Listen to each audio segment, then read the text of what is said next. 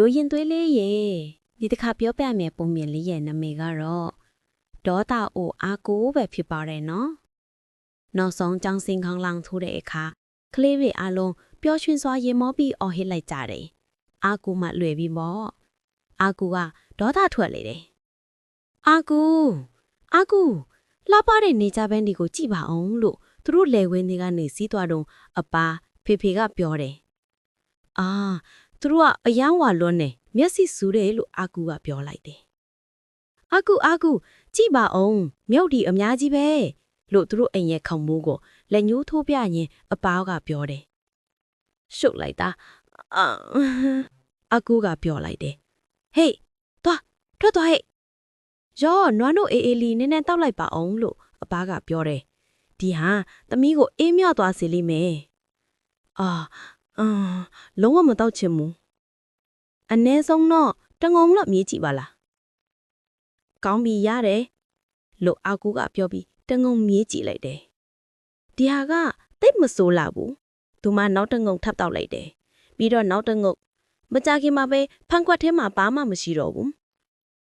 ဘယ်ဟာကျော်စားမလားလို့အပါကမေးတယ်ဖဲလို့အာကူကဖြို့တယ်တကိုင်လေးစားကြည့်မလားကောင်းပြီရတယ်လို့အာကူကဖြို့ပြီးတကိုက်စားကြည့်လိုက်တယ်ဒါကတော်တော်လေးကောင်းတယ်သူမနောက်တကိုက်ထပ်ကိုက်လိုက်တယ်ပြီးတော့နောက်တကိုက်မကြခင်မှာပဲပကန်းကဗလာဖြစ်သွားတယ်တော်လိုက်တာသမီးလေးလို့အပါကပြောတယ်အခုသမီးဘာလို့ဒီလောက်ဒေါ်ဖာထွက်နေရတာလဲဆိုတာပြောပြပါလားမပြောဘူးလို့အာကူကပြောတယ်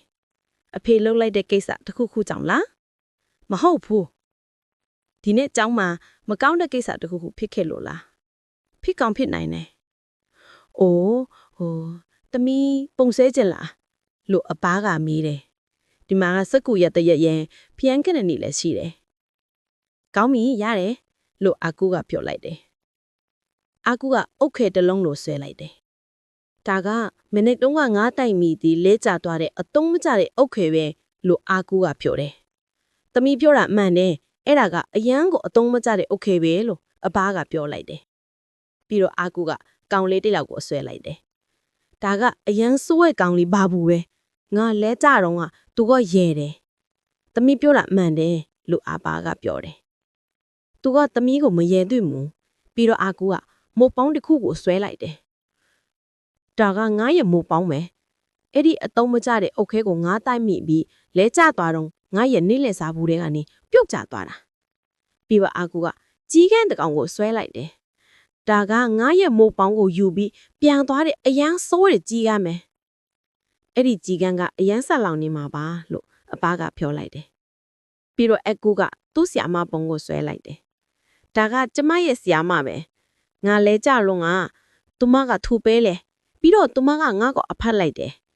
သူမကကောင်းပါတယ်လို့အပါကပြောတယ်ပြီးတော့သူမကငါပါရီကိုဆွဲလွင်တယ်သူမငါပါရီကိုဆွဲလွင်တာကိုမကြိုက်ဘူးအဲ့ဒါနာကျင်တော့မှာပေါ့နော်နည်းနည်းတော့နာတယ်ဒါပေမဲ့အခုတော့အဆင်ပြေပါတယ်အဲ့ဒါကောင်းပါတယ်သမီးဘလောက်ကောင်းဆွဲနိုင်တယ်လဲဆိုတာကြည့်ပါအောင်အာကူရေလို့အပါကပြောတယ်သမီးကပညာရှင်အယက်မှန်ပဲအမေတို့ပါတခုဆွဲပေးမလားကောင်းပြီရတယ်လို့အာကူကပြောပြီးနောက်ထပ်ပုံလေးဆက်ဆွဲတော့တယ်ဒါကအဖြူရောင်ကြွက်လေးဒါကထလေသစင်ဒါကအုံးပင်တပန်းဒါကနေကြပန်းတပွင့်ဒါကအဖေစပိန်ဒါကခွေးဒါကဖားမကြခင်မှာပဲအာကူကသူ့ကိုတိုက်မိပြီးလဲကျသွားစီအတုံးမကျတဲ့အုတ်ခဲအကြောင်းကိုလုံးဝမေ့သွားတော့တယ်သူ့ကိုရဲတဲ့စိုးသိညက်ကောင်လေးအကြောင်းကိုလည်းမေ့သွားတော့တယ်မုတ်ပေါင်းကိုခြီသွားတဲ့ကြည်ကန်းအကြောင်းကိုလည်းမေ့သွားတော့တယ်ပြီးတော့အာကူကဒေါသထွက်နေခဲ့တာကိုပါမေ့သွားတော့တယ်အာကူလိုဒေါသထွက်တဲ့အခါလှုပ်တဲ့အချက်30ချက်ကြက်လောင်ညင်မောပြီးလက်တွေကိုလေထဲမြောက်ပြီးခုန်ပေါက်မယ်